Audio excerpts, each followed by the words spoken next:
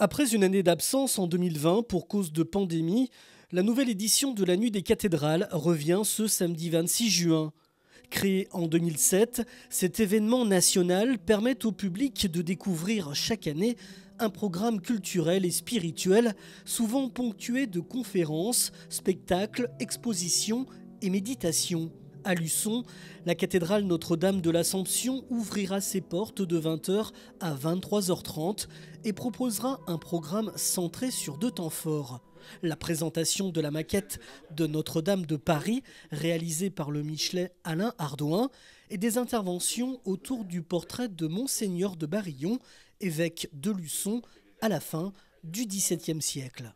En premier, la présentation de la maquette de Notre-Dame, faite par Alain. Et en deuxième temps, l'objectif sera de présenter le portrait de Monseigneur de Barillon, qui a été évêque de Luçon à la fin du XVIIe siècle, un grand évêque. Ceci à partir d'un portrait que l'association a acheté. La présentation du portrait de Monseigneur Henri de Barillon, nommé évêque de Luçon en 1671, se déclinera en trois parties, avec tout d'abord la période épiscopale de l'évêque par Dominique Souchet, le président de l'association des Amis de la cathédrale de Luçon, puis l'histoire de ce tableau avec l'intervention de Claire Durand, conservatrice déléguée des antiquités et objets d'art, et enfin celle de Patrick Buty, restaurateur de tableaux. Ces interventions seront entrecoupées par des pièces d'orgue contemporaines à Henri de Barillon, choisies par l'organiste titulaire du Grand Cavaillé-Coll, Guillaume Marionneau. Une soirée où le son et la lumière vont sans nul doute combler l'assistance grâce à la maquette réalisée par Alain Ardouin. Cet habitant de Saint-Michel-en-l'Herbe a préparé, à la demande de Jean-Bernard Cailleret, un véritable spectacle autour de l'incendie de Notre-Dame de Paris.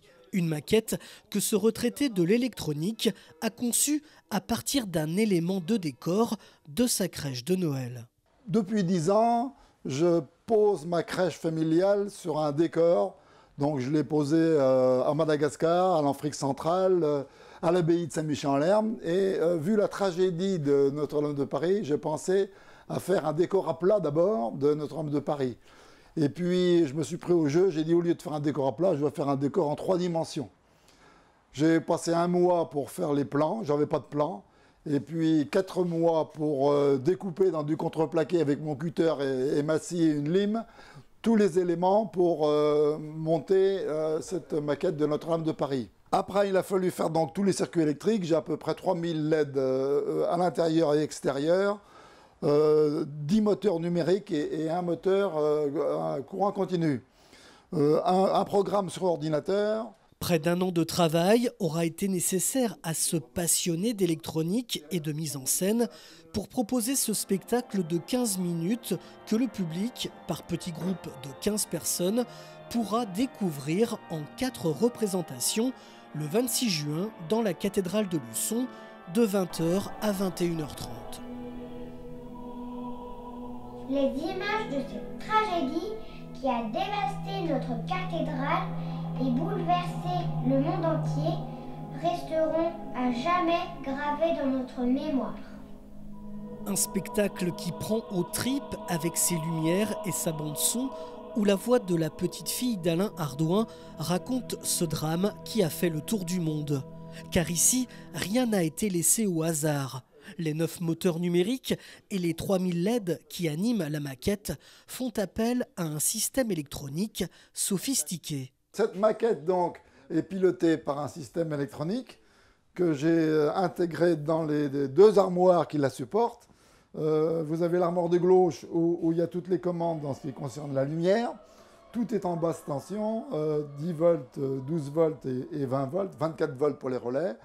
Et dans l'armoire de droite, vous avez toute la commande des moteurs. Marche, arrêt, montage du cyclo, montage de la flèche. Voilà. Et tous les câblages sont assurés avec des fiches multipoints qui se trouvent donc à l'arrière de Notre-Dame de Paris. La maquette se démonte entièrement. Ce sont des éléments qui sont fixés avec des tiges filetées et on peut enlever tous les éléments un par un pour faire du dépannage à la limite s'il y a un circuit d'éclairage qui tombe en panne.